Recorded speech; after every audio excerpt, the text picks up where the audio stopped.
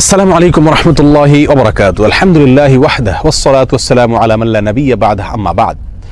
সুপ্রিয় দর্শক শ্রোতা ভাই বোনেরা, আজ আমরা এমন একটি জিকির, এমন একটি দোয়ার কথা বলবো যে জিকির এবং দোয়া জানে না এমন কোনো মুসলিম পৃথিবীতে পাওয়া কঠিন। বলতে গেলে আমরা সকলেই এই দোয়া, এই জিকিরটি জানি, এই বাক্যটি মুখস্থ আমাদের আছে, কিন্তু এই বাক্যের যে ওজন, এই বাক্যের যে ওয়েট, এই বাক্যের যে গুরুত্ব, সেটা আমরা হয়তো অনেকেই উপলব্ধি করতে পারি না। মুস্তাদরাক হাকিমে আবু সাঈদ খুদরি রাদিয়াল্লাহু তাআলা আনহু থেকে বিশুদ্ধ সূত্রে বর্ণিত এক হাদিসে নবী করিম সাল্লাল্লাহু আলাইহি সাল্লাম ইরশাদ করেছেন, একবার আল্লাহর নবী মুসা আলাইহিস সালাতু ওয়াস সালাম আল্লাহর কাছে দরখাস্ত করলেন, আল্লাহর কাছে আবেদন পেশ করলেন। তিনি আল্লাহর সঙ্গে সরাসরি কথোপকথন করতেন, সেজন্য কালিমুল্লাহ বলা হয় তাকে। আল্লাহর সঙ্গে সরাসরি কথা বলতে গিয়ে একবার তিনি আবেদন করলেন, আল্লাহ আমাকে আপনি একটি জিকির, একটি দোয়া শিখিয়ে দিন, যে জিকির, যে দোয়া আমি সব সময় পাঠ করব, সব সময় আমল করব। আল্লাহ সুবহানাহু ওয়া তাআলা তখন মূসা আলাইহিস সালাতু ওয়াস সালামকে বললেন, কুল লা ইলাহা ইল্লাল্লাহ, হে মূসা আপনি লা ইলাহা ইল্লাল্লাহ এই দোয়াটি সবসময় পাঠ করবেন, এই জিকিরটি সবসময় পাঠ করবেন, এটা আপনাকে আমি দিলাম। মূসা আলাইহিস সালাতু ওয়াস সালাম কিছুটা আশ্চর্যান্বিত হয়ে আল্লাহ সুবহানাহু ওয়া তাআলাকে বললেন, আল্লাহ লা ইলাহা ইল্লাল্লাহ এটা তো এমন একটি বাক্য, এমন একটি জিকির, এমন একটি দোয়া যেটা সকলেই বলে, সব মানুষই বলে। আমি তো আপনার কাছে স্পেশাল কোনো দোয়া চেয়েছিলাম, বিশেষ কোনো দোয়া চেয়েছিলাম।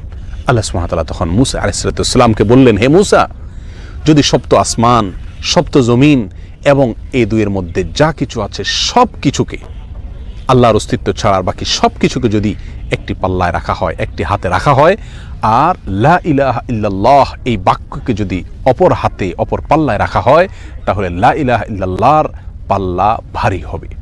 এত ওয়েটফুল এই আমল, এত ওজনী এই আমল, এই জিকির।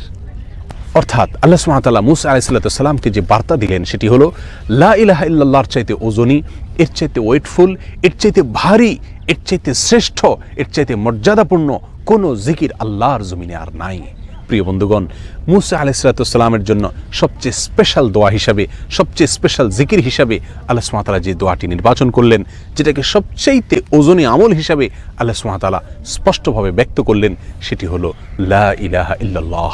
অথচ এই লা ইলাহা ইল্লাল্লাহ এটাকে আমরা খুব সাধারণ একটি জিকির মনে করি, খুব সাধারণ একটি দোয়া মনে করি, আমরা বিশেষ আমল খুঁজে বেড়াই। অথচ এর চাইতে বিশেষ, এর চাইতে স্পেশাল কোনো আমল আল্লাহর জমিনে আর হতে পারে না।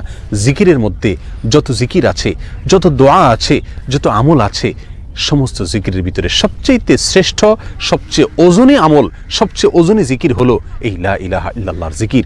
মিজানের পাল্লায় কিয়ামতের দিন যখন আমার নেকামল মাপা হবে, তখন আমার নেকামলে শুধুমাত্র লা ইলাহা ইল্লাল্লাহ এর আধিক্য যদি থাকে, তাহলে ইনশাআল্লাহ আমার নেকামলে পাল্লা অনেক বেশি ভারী হবে। আসুন, চলতে ফিরতে, উঠতে বসতে, অবসরে, কাজের ফাঁকে সবসময় মুখ থেকে, অন্তরের গভীর থেকে লা ইলাহা ইল্লাল্লাহ উচ্চারণ করতে থাকি। অন্তর পরিষ্কার হয়ে যাবে, অন্তরের ময়লা দূর হবে, অন্তরের পেরেশানি দূর হবে, অন্তরে আল্লাহ সুবহানাহু ওয়া তাআলার প্রতি আস্থা বাড়তে থাকবে, ঈমান বাড়তে থাকবে, এবং লা ইলাহা ইল্লাল্লাহ এই জিকির আমরা যত বেশি করব, তত বেশি সৃষ্টি জগতের অন্য সব কিছু আমাদের কাছে তুচ্ছ মনে হতে থাকবে। সব কিছুর হারানোর কষ্ট আমরা ভুলতে থাকবো। আল্লাহ সুবহানাহু ওয়া তাআলার কাছে আমরা খুব বেশি নৈকট্য অর্জন করতে পারবো। আসুন বলতে থাকি বেশি থেকে বেশি, অন্তরস্থল থেকে ঈমানের সঙ্গে লা ইলাহা ইল্লাল্লাহ।